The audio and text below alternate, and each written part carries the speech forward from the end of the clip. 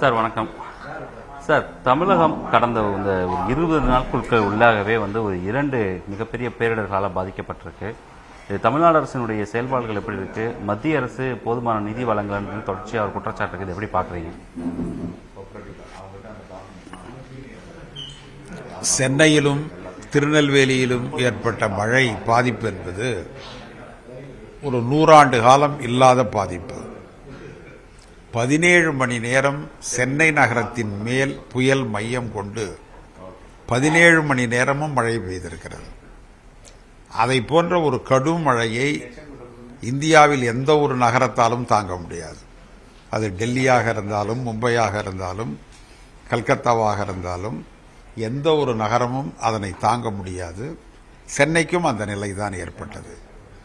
ஆனால் அரசாங்கம் விரைந்து செயலாற்றி இயன்ற வரை அந்த பேரிடரை சரி செய்திருக்கிறது. அதற்காக அரசையும் அதிகாரிகளையும் பாராட்ட நான் கடமைப்பட்டிருக்கிறேன். அதே மாதிரி தான் திருநெல்வேலியில். ஏன்னா அந்த மழை பெய்த பொழுது நான் அங்கே இருந்தேன். கடும் மழை, இப்படி ஒரு மழை இதற்கு முன்பு நான் பார்த்ததில்லை. ஆனால் அது ஒரு பரவலான பகுதியாக இருந்த காரணத்தினால் மழை கொஞ்சம் சீக்கிரம் வடிந்தது. இருந்தாலும் வெள்ளப்பெருக்கு ஏற்பட்டது. இது பேரிடர் அல்ல, மிக கடுமையான பேரிடர். தொடர்ச்சியாக மத்திய அரசு நிதி போதுமான நிதி வழங்கல. ஏற்கனவே பிரதமரையும் முதலமைச்சர் நேரடியாக செஞ்சு வலியுறுத்தியிருக்காரு, கடிதம் அனுப்பியிருந்தாரு. கிட்டத்தட்ட ஒரு இடைக்கால நிவாரணம் வேணும்னு கேட்டிருந்தாங்க. ஆனால் தற்போது வரை ஒரு 450 கோடி, அதுவும் ஏற்கனவே மாநில பேரிடருக்கு ஒதுக்கப்பட்ட நிதியை வழங்கியிருக்காங்கன்னு சொல்றாங்க. இது எப்படி பாக்குறீங்க? இதுவரை நிதி ஒதுக்கவில்லை. இந்த 450 கோடி என்பது கூட நீங்கள் சொன்னது போல ஏற்கனவே ஒதுக்கப்பட்ட நிதி தான். குழு வந்தார்கள், நன்றாக இருக்கிறது என்று பாராட்டினார்கள். பாராட்டுதலோடு முடிந்ததை ஒழிய உதவித்தொகை இன்னும் வரவில்லை. உதவித்தொகையெல்லாம் விரைந்து அனுப்ப வேண்டும். அவர்கள் அதில் அரசியல் செய்கிறார்கள். அது வன்மையாக கண்டிக்கத்தக்கது. ஒரு மாநிலத்தில் பேரிடர் ஏற்பட்டிருக்கிற பொழுது மத்திய அரசாங்கம் இவ்வளவு மெத்தனமாக, இவ்வளவு நிதானமாக செயல்படுவது என்பது ஏற்றுக்கொள்ளக்கூடியதல்ல.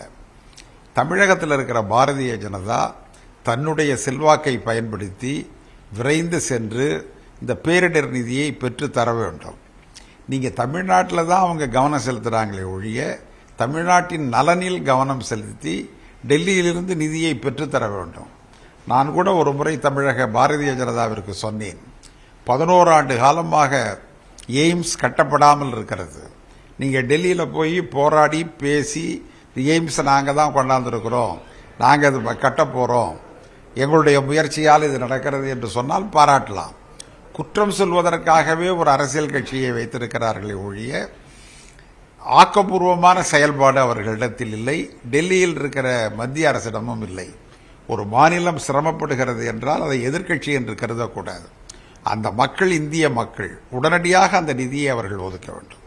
நேற்றைய தினம் இந்த சென்னை உயர்நீதிமன்றம் பொன்முடி மீதான அந்த தீர்ப்பை எப்படி பார்க்குறீங்க? இது குறித்து உங்களுடைய காங்கிரஸ் கட்சியுடைய நிலைப்பாடு, பார்வை எப்படி இருக்கு? பொன்முடியின், அதாவது நீதிமன்ற தீர்ப்பை விமர்சிக்க கூடாது. நான் விமர்சிக்க விரும்பல.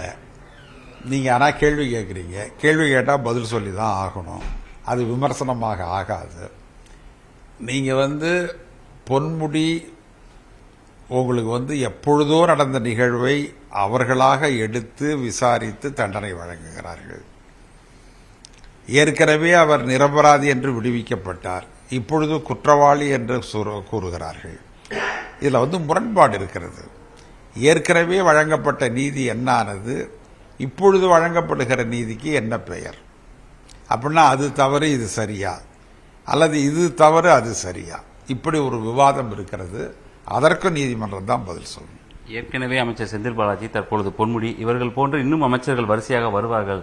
தொடர்ச்சியாக அமைச்சர்கள் உள்ளே செல்வதற்கு அங்கு மத்திய சிறைச்சில் தனி ஒரு கட்டிடமே கட்ட வேண்டும் என்று அண்ணாமலை சொல்றாரு. இதை எப்படி பாக்குறீங்க? அண்ணாமலைக்கும் சேர்த்து ஒரு கட்டிடம் கட்டிக்கொள்ள வேண்டும்.